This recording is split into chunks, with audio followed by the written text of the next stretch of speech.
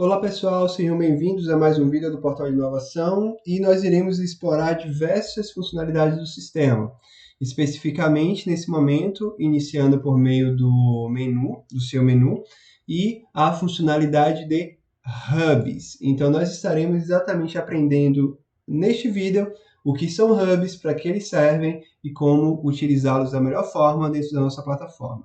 Bem, se a gente fosse fazer uma tradução livre de hubs dentro do sistema Portal de Inovação, hubs são contextos. Ou seja, se você tem um programa de inovação, o programa pode ser um contexto. Se o seu programa de inovação ele tem dois grandes grupos, por exemplo, pequenas ideias, ideias de pequeno porte e grandes ideias de P&D, você pode ter dois contextos. E o principal motivo que os usuários têm para contextualizar, para segmentar contextos, é que cada hub, cada contexto pode ter as suas particularidades. E o sistema permite, por exemplo, que dentro de um hub vocês possam criar desafios específicos, fluxos específicos, e de fato, a partir dessas especificidades, vocês terão contextos que não necessariamente se comunicam e que permitem que os usuários ali dentro, gerando ideias, possam passar pelas especificidades que são atreladas àquele contexto. Vamos olhar agora para o sistema para ver o que o sistema nos oferece em relação à gestão de hubs. Como vocês vão ver em diversas telas, nós teremos componentes como o botão de ajuda, onde os usuários poderão identificar exatamente essas informações que eu estou passando para vocês, poderão fazer filtros, especificamente nesse caso, filtros relacionados ao nome do hub, e naturalmente poderão gerenciar os hubs os quais foram cadastrados para aquele usuário. Naturalmente, são apenas exemplos do que nós temos aqui na tela, mas vamos especificamente identificar o que pode ser feito dentro de um hub, como nós podemos parametrizá-lo. Antes de nós acessarmos esse hub, vamos olhar quais são as opções disponíveis em botões de ação. Primeiro, eu posso tanto cadastrar um hub na opção novo e ter acesso ao formulário, ou editar um hub, são formulários muito parecidos, o de cadastro e de edição. Então, eu posso fazer o acesso a essas duas funcionalidades por meio desses respectivos botões. O botão de exclusão é no momento em que eu realmente fiz um cadastro equivocado, vou fazer a exclusão do hub, ele não mais terá nenhum tipo de uso no meu sistema, eu posso excluí-lo. Mas é importante ressaltar aqui que caso alguma ideia, ou seja, caso o hub já tenha alguma vida, alguma ideia tenha sido lançada, algum desafio associado, é muito provável que você precise retornar esses desafios, fazer análise de exclusão deles, das ideias, desafios e qualquer outro parâmetro associado, para aí sim você ter acesso à possibilidade de exclusão do hub. Caso vocês tenham o interesse em fazer a exclusão de um hub, que ele, por exemplo, tenha alguma estrutura de pendência, ele vai informar que não é possível excluir aquele registro por causa dessas dependências, tá bom? Então, vale a pena sempre lembrar disso na hora de gerenciar os hubs. O botão de gerenciar vínculo, o qual nós estamos aqui sempre visualizando ele inativo, especificamente nesse caso porque nós somos os donos desses hubs, esse botão ele tem a possibilidade de, se você como organização tem o seu CNPJ vinculado a um outro hub, de uma empresa parceira, por exemplo, uma matriz ou uma filial, e você deseja se desassociar daquele hub, não mais fazer parte daquele hub, você pode, de fato, simplesmente remover o seu vínculo por meio dessa opção de gerenciamento, tá bom? Nesse caso não aparece porque eu sou usuário, gestor e cadastrante de todos esses hubs que nós estamos em tela. Vamos então entrar no cadastro de um hub ou na edição de um hub para entender melhor quais são os componentes que nós temos aqui dentro. Estamos então na tela de edição ou cadastro do hub. Especificamente nesse caso, temos os seguintes componentes, os seguintes campos. Primeiro, nós precisamos nomear aquele hub. Isso é de livre escolha da organização. Algumas organizações podem botar hub, minha empresa. Ou então pode botar programa de inovação para pequenas ideias, programa de inovação para inovação aberta. Como eu disse, o hub é um contexto. Algumas empresas elas podem não cadastrar hubs. Afinal, quando uma empresa ela é cadastrada no sistema, ela já cria um hub chamado single, ou seja, um hub simples, que já é a sua própria empresa, o seu hub único. Caso ela cadastre mais de um hub, ou seja, ela está passando a fazer uma gestão de vários hubs. E uma das principais vantagens de um hub também é se associar com outras empresas, como a gente pode ver na parte de baixo. Mas não é uma obrigação. A empresa pode cadastrar vários hubs, que seriam vários contextos internos e unitários da sua organização. Continuando em relação campos. Podemos nomear os nossos hubs da melhor forma que for possível. Podemos adicionar uma sigla de até 3 letras associada àquele hub, tá bom? Nesse caso, a gente criou aqui um hub de Open Innovation e colocou exatamente algo relacionado com essas letras, tá bom? Nós podemos criar uma cor específica para nos identificar sobre aquele hub. Muitas empresas utilizam isso para que os usuários possam ver explicitamente que um hub de uma cor, por exemplo, azul, é diferente de um hub na cor amarela, ou seja, que são visualmente distintivos. E a gente parte depois dessa coloração para um campo bastante importante, que é o campo de visibilidade de uma ideia. E o campo de visibilidade, ele está dando uma orientação para as ideias que surgirão dentro daquele hub de qual será a sua visibilidade.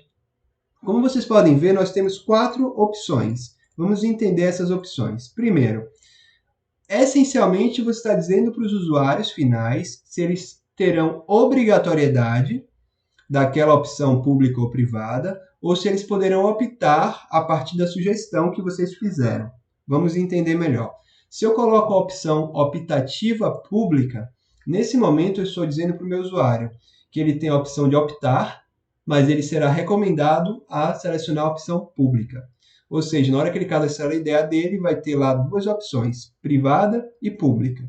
Porém, o sistema já virá com a opção pré-marcada na forma pública. Se ele colocar a opção optativa privada, ele, o gestor, colocar essa opção optativa privada, já virá marcado como privada, mas por ser optativa, o usuário poderá marcar pública também, conforme a sua vontade.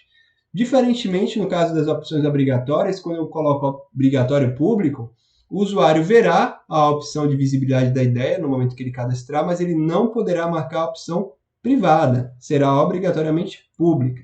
Assim como, se tiver marcado pelo gestor que é obrigatoriamente privado, será obrigatoriamente privada.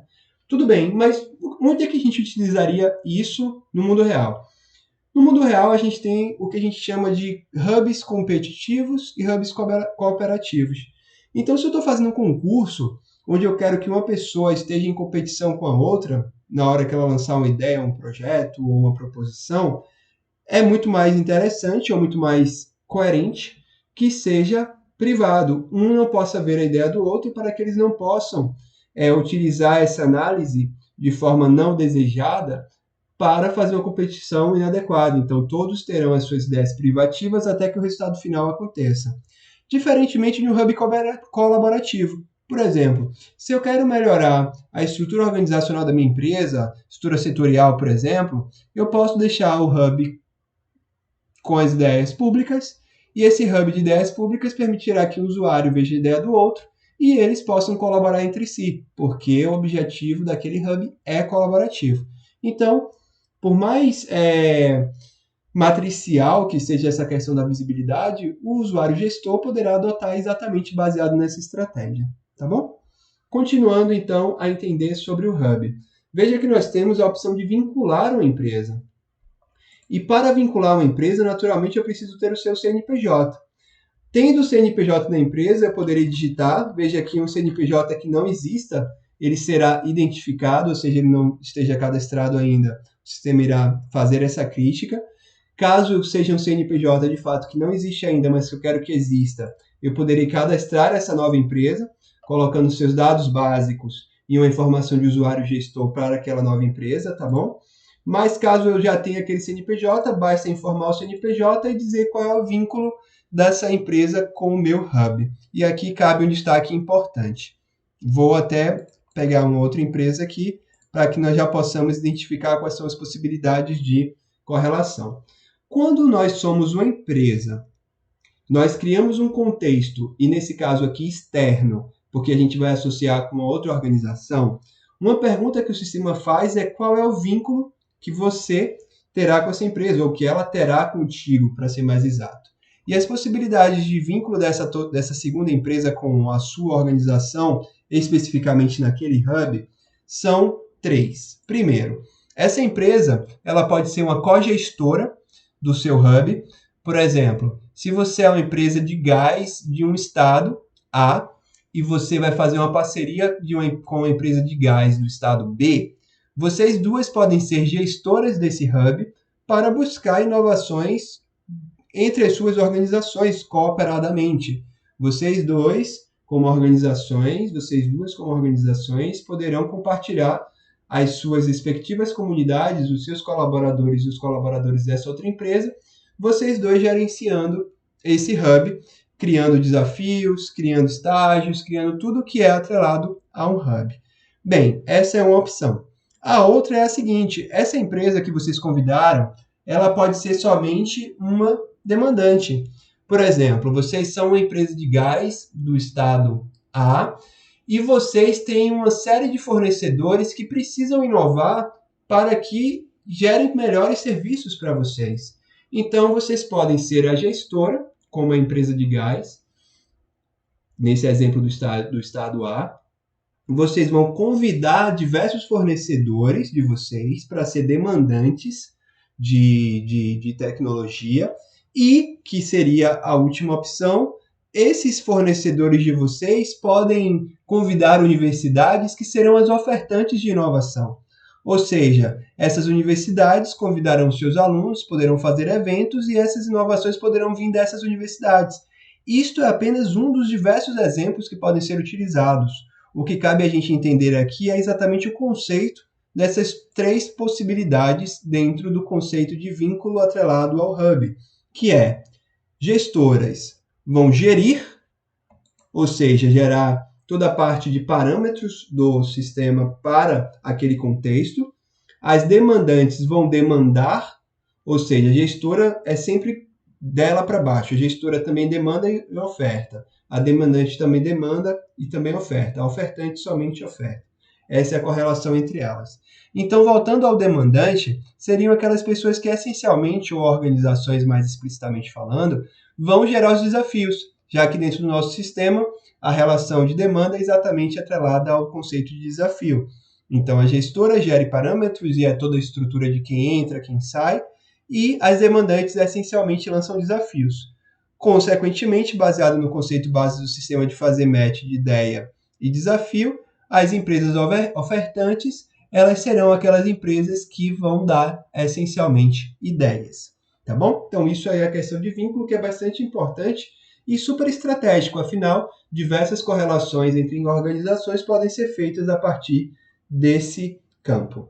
A visibilidade, assim como a gente falou anteriormente sobre competição e colaboração, a nível de ideia, que geralmente está atrelado a uma pessoa dando uma ideia, a um funcionário, usuário do tipo colaborador, aqui no caso de visibilidade baseada no vínculo, é se aquela empresa, de forma geral, ela poderá ver ou ela quer ver ou não as informações das demais. Isso pode acontecer no seguinte sentido, aí eu vou dar um outro exemplo.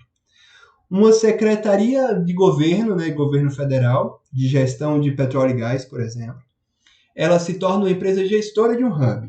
Ela vai lá e cadastra o seu hub. A partir desse hub cadastrado, naturalmente, por ter cadastrado, ela pode ser a gestora. E ela convida aquelas mesmas empresas, a empresa de gás A, do estado A, e a empresa de gás do estado B. E ela dá a seguinte diretriz: empresas de gás, nós queremos desenvolver uma política de gás no país. Então, eu, como empresa governamental, serei a gestora.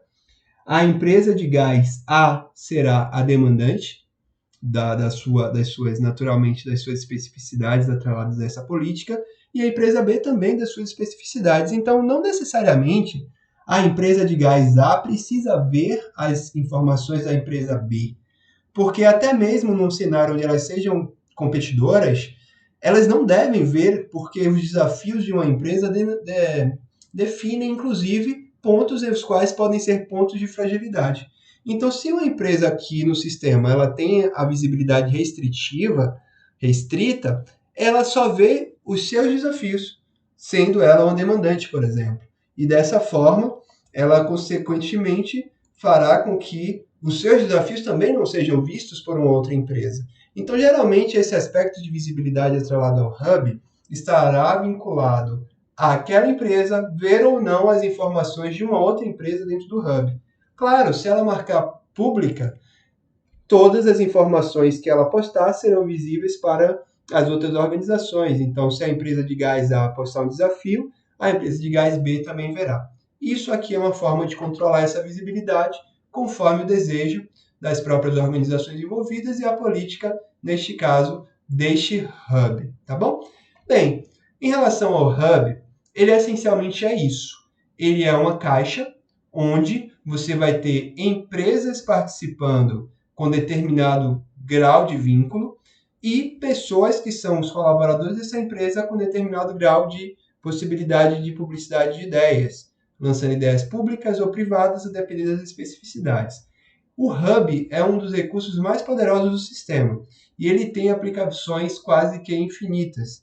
Então, cada empresa pode assimilar esse conhecimento, aplicar esse conhecimento em sua estratégia, tabular essa estratégia em possibilidade de construção multi-empresa, multi-hub, multi-parceiros e utilizar o Hub da melhor forma para os seus interesses de gestão da inovação, tá bom?